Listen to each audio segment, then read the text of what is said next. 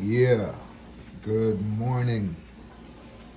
Yep, just showing my breakfast after a solid workout in the gym. You have to get your proteins, your carbs, and somewhat fats.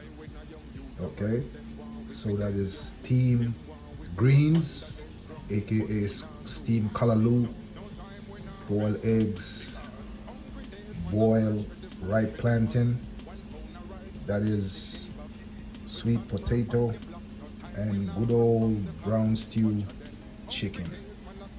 Yep. So don't forget to hydrate. Don't forget to get in the necessary nutrient and food your body needs to recover and repair. That is tea right there. Big voice, really.